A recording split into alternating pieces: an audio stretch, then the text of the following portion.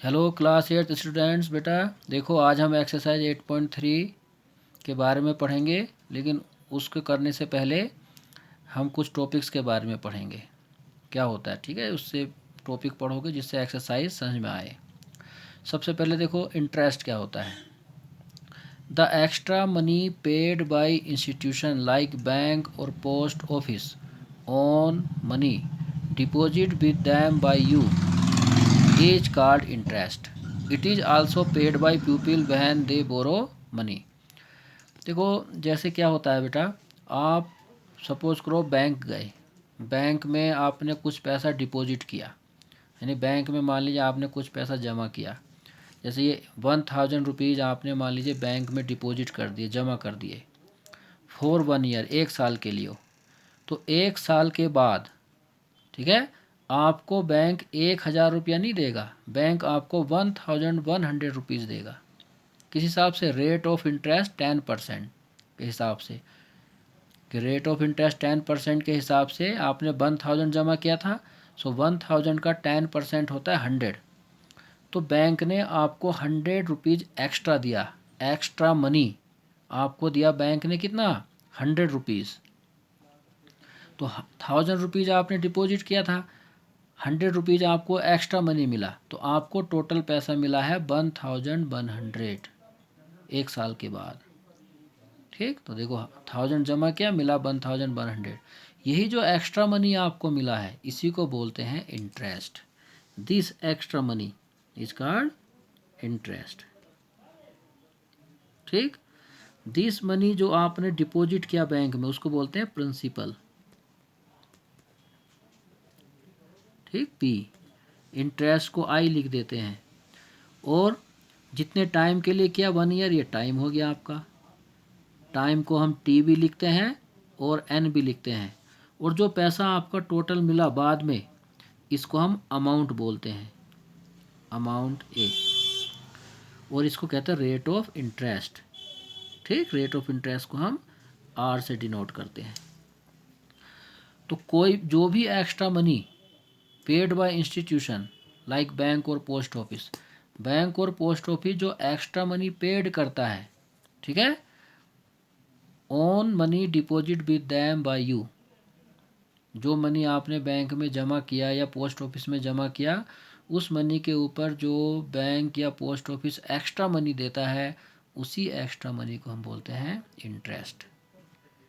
It is also paid by people who they people when they borrow money. या कभी कभी ऐसा भी होता है, किसी को पैसे की ज़रूरत है, तो वो कोई एक पर्सन किसी दूसरे पर्सन से पैसा उधार ले लेता है। जैसे मान लीजिए किसी ने कहा, जी या 1000 रुपीज़ की ज़रूरत है, मुझे 1000 रुपीज़ दे दो और मैं आपको ये 10 डेज़ के बाद लौटा दूंगा। तो वो कहता है, जी 10 मेरे पास नहीं है पैसा, एक कंडीशन पे दूंगा, अगर दोगे तो, लोगे तो एक कंडीशन पे देंगे को तैयार हुआ वो, कि 1000 की ले लो, लेकिन 10 दिन के बाद 1200 लूँगा। तो उस पर्सन को, बेचारे को पैसे की ज़रूरत थी, उसने कहा ठीक है ले लेना। तो उसने 1000 रुपीज़ उससे उधार ले लिया, लेकिन दिया कितना बाद में? 1200। तो यही जो 200 रुपया उसने एक्स्ट्रा दिया है, उसी को हम इंटरेस्ट बोलते हैं। ठीक, समझ में आया? इंटरेस्ट का जो भी एक्स्ट्रा मनी बैंक पेड करता है अपने कस्टमर को, उसको कहते हैं इंटरेस्ट। आप यू की जगह चाहो तो कस्टमर भी लिख सकते हो। ठीक है, कस्टमर। ठीक, नाउ अब देखो, जो इंटरेस्ट होता है ये 2 टाइप का होता है। There are 2 types of interest. सबसे पहले नंबर 1 सिंपल इंटरेस्ट, जो आपने क्लास 8th में पढ़ा था, कि when the interest is calculated on principal every year then the interest is called simple interest, S I. Simple interest को शॉर्ट फॉर्म में एस आई लिखते हैं। It is same in every year, कि जब आपको इंटरेस्ट, हर साल interest principal पे count किया जाता है, तो उसको हम सिंपल इंटरेस्ट बोलते हैं। मीन जैसे आपने बैंक में 1000 रुपीज़ डिपॉजिट किया, ठीक, तो 10% के रेट से एक साल के बाद आपको, एक साल में आपको 100 रुपीज़ इंटरेस्ट मिलेगा। ठीक, तो अगले फिर आपने मान लीजिए पैसा नहीं निकाला बैंक से, बैंक में ही है, तो अगले साल भी आपको 100 रुपीज़ ही मिलेगा। या आपने नहीं निकाला बैंक से तीसरे साल, फिर भी आपको 100 रुपीज़ ही मिलेगा। जो पैसा हम बैंक में डिपॉजिट करते हैं हमेशा हर साल के बाद इंटरेस्ट जो है उसी प्रिंसिपल के ऊपर मिलता है। तो उस इंटरेस्ट को हम बोलते हैं सिंपल इंटरेस्ट। और सिंपल इंटरेस्ट का फॉर्मूला होता है principal P into R, rate of interest, T means time upon 100। तो simple interest equal to principal into rate of interest into time upon 100। ये सिंपल इंटरेस्ट निकालने का फॉर्मूला होता है जो आपने 7th में पढ़ा है। नाउ दूसरा होता है कंपाउंड इंटरेस्ट। कंपाउंड इंटरेस्ट क्या होता है, देखो, नॉर्मली इंटरेस्ट पेड और चार्ज इज नेवर सिंपल।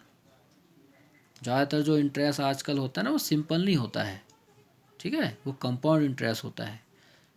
कि when the interest is calculated on the amount of the previous year then the interest is called compounded और कंपाउंड इंटरेस्ट।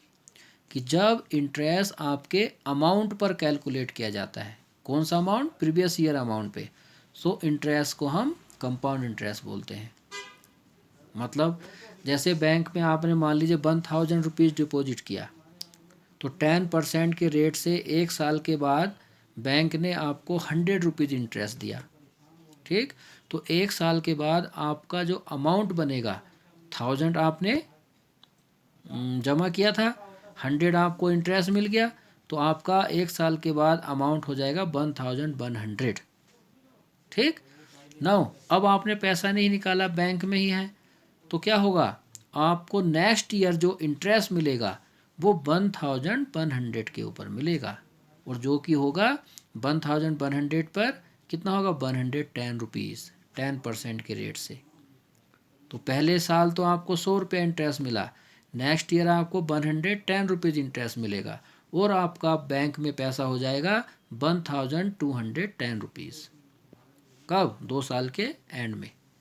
अब अगले साल फिर आपको इंटरेस्ट मिलेगा, आपने पैसा नहीं निकाला तो वो मिलेगा 1210 रुपीज़ पे,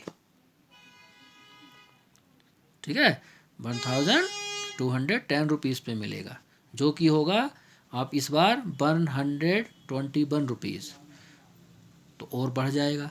तो हर साल जो इंटरेस्ट मिलेगा वो अमाउंट के ऊपर मिलता है, तो उस इंटरेस्ट को हम बोलते हैं कंपाउंड इंटरेस्ट। सिंपल में क्या हो रहा था, सिंपल में हमेशा इंटरेस्ट 1000 आपने पैसा जमा किया, चाहे कितने साल आप पैसा बैंक में रखो, हमेशा 1000 रुपीज़ के ऊपर ही मिलेगा। लेकिन कंपाउंड में ऐसा नहीं होता। कंपाउंड में एक साल के बाद जो इंटरेस्ट आपका होता है वो इंटरेस्ट उस प्रिंसिपल में ऐड हो जाता है और जो अमाउंट आता है उसके ऊपर इंटरेस्ट मिलता है। इसलिए कंपाउंड इंटरेस्ट हर साल बढ़ता ही जाता है, ये कभी कम नहीं होता है, फिक्स भी नहीं रहता है, इंक्रीज होता है। सिंपल इंटरेस्ट जो होता है हर साल सेम होता है, it is same in every year, simple वाला। लेकिन compound interest it increases in every year, it is not fix, ये फिक्स नहीं होता, ये हर साल बढ़ता जाता है।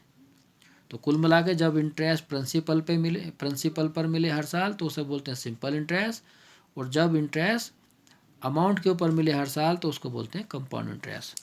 और कंपाउंड इंटरेस्ट निकालने का फॉर्मूला होता है ये, compound interest equal to P bracket 1 plus R divide by 100 whole power n minus 1। ये कंपाउंड इंटरेस्ट का फॉर्मूला होता है। और जब कंपाउंड इंटरेस्ट का क्वेश्चन हो तो अमाउंट का भी फॉर्मूला होता है, अमाउंट का फॉर्मूला होता है P bracket 1 plus R divide by 100 whole power n, ठीक, वेयर n इज टाइम। यहाँ n का मतलब क्या है, n टाइम है, ठीक है। तो ये अमाउंट का फॉर्मूला होता है और ये कंपाउंड इंटरेस्ट का, ठीक, दो फॉर्मूले हैं। अमाउंट को ए से डिनोट करते हैं। नाउ देखो एक एग्जांपल के जरिए से मैं आपको डिफरेंस समझाता हूँ कि difference between simple and compound interest by an example क्या है।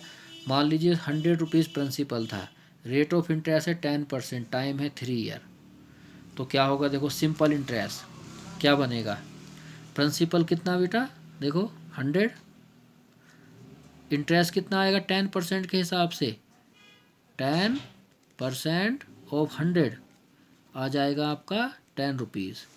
तो प्रिंसिपल था आपका 100 रुपीज़, इंटरेस्ट आ गया 10, तो अमाउंट कितना बन गया, अमाउंट जो है प्रिंसिपल को और इंटरेस्ट को प्लस करके आता है, प्रिंसिपल प्लस इंटरेस्ट बन गया आपका, दोनों को प्लस करोगे तो 110 एक साल के बाद। नाउ सेकंड ईयर में क्या होगा, सेकंड ईयर में प्रिंसिपल वही था 100, इंटरेस्ट वही था 10% ऑफ 100, क्योंकि सिंपल इंटरेस्ट में जो है हमेशा इंटरेस्ट प्रिंसिपल पे ही मिलता है 100 पे, ये 10 आया। फिर से अमाउंट क्या हो गया, अब अमाउंट हो गया 100 प्लस, अब देखो A2 है, तो A2 पिछले साल का कितना था आपका ये इंटरेस्ट,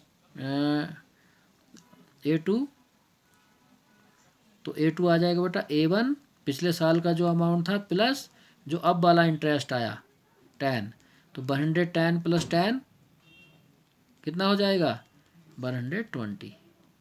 ऐसी थर्ड ईयर में प्रिंसिपल फिर से ही 100 था, तो इंटरेस्ट क्या आएगा 10% के हिसाब से, 10% ऑफ 100 फिर से 10 आया, तो A3 कैसे बनेगा, A2 प्लस I, तो हो गया 120 प्लस 10 130। तो 3 साल के बाद जो इंटरेस्ट जो अमाउंट आएगा 3 साल में वो 130 आ गया है। ठीक, नाउ अब कंपाउंड इंटरेस्ट देखो जरा, कंपाउंड इंटरेस्ट में क्या हो रहा है, प्रिंसिपल कितना था यही 100, इंटरेस्ट कितना आएगा, इंटरेस्ट हो गया फिर से 10% of 100 that is 10, so amount A1 का मतलब एक साल के बाद अमाउंट क्या हो गया 100 प्लस 10, ये फॉर्मूला होता है P plus I, 100 plus 10 that is 110। तो पहले साल जो अमाउंट हुआ 110 रहा। अब दूसरे साल देखो, अब दूसरे साल जो इंटरेस्ट निकलता है ना, कंपाउंड इंटरेस्ट जो निकलेगा वो A1 पे काउंट होगा। ऊपर डेफिनेशन में बताया ना कि कंपाउंड इंटरेस्ट जो है अमाउंट के ऊपर काउंट होता है, तो एक साल के बाद जो अमाउंट है वो 110 आ गया, तो अब ये 110 के ऊपर हमें फाइंड करना है, तो अमाउंट हो गया 110, इंटरेस्ट क्या आएगा 10% ऑफ 110 दैट इज 11 रुपीज़ आएगा। सो अमाउंट A2 क्या बन जाएगा, A1 plus I, 110 plus 11 that is 121। Now अब जो थर्ड ईयर का जो इंटरेस्ट निकालना है वो A2 पे बनेगा। ठीक, A2 कितना आया हमारा 121, इंटरेस्ट कितना हो जाएगा 10% ऑफ 121, तो वो कितना आएगा आपका 121 का 10% 100, तो बनेगा बेटा 12.1 आएगा। सो अमाउंट क्या हो जाएगा A3, A2 plus I, A2 हो गया आपका 121 प्लस 12.1, ये हो जाएगा आपका 0.1 213 2131 133 रुपीज़ जी, 1 के पीछे जीरो लगा दो 10 पैसे। तो सिंपल इंटरेस्ट क्या बना 3 साल के बाद, आफ्टर 3 ईयर्स सिंपल इंटरेस्ट 100 रुपया जमा किया था, 3 साल के बाद अमाउंट बना 130, तो सिंपल इंटरेस्ट कितना आया 130 minus 100, 130 minus 100 equal to 30 rupees, और कंपाउंड इंटरेस्ट कितना आया अमाउंट कितना 133.1 माइनस 100 दैट इज 33.1, चाहो तो पीछे जीरो लगाओ, 33 रुपीज़ 10 पैसे। देखो ये फ़र्क है। तो कंपाउंड इंटरेस्ट हमेशा इंक्रीज हुआ, पहले देखो 10 रुपीज़ था, यहाँ 11 रुपीज़ हुआ, यहाँ 12 रुपीज़ 10 पैसे हुआ, जबकि सिंपल इंटरेस्ट में हमेशा 10 ही था। क्यों, क्योंकि सिंपल इंटरेस्ट हमेशा 100 के ऊपर काउंट हुआ, लेकिन कंपाउंड इंटरेस्ट किसके ऊपर, अमाउंट के ऊपर। पहले साल तो प्रिंसिपल पे ही होगा, दूसरे साल पहले साल के अमाउंट के ऊपर, तीसरे साल दूसरे साल के अमाउंट के ऊपर। तो ये होता है कंपाउंड इंटरेस्ट और सिंपल इंटरेस्ट में डिफरेंस। कंपाउंड इंटरेस्ट हमेशा इंक्रीज होता है, सिंपल इंटरेस्ट जो है वो सेम रहता है। ठीक, तो बाकी हम बाद में पढ़ेंगे। कल से आपके मंडे से U2 एग्ज़ाम होने जा रहे हैं। जब तक U2 एग्ज़ाम होंगे तो अब आप UT की प्रिपरेशन करेंगे। U2 ख़त्म होने के बाद हम इसे का एक्सरसाइज स्टार्ट करेंगे। ओके बेटा, थैंक्स।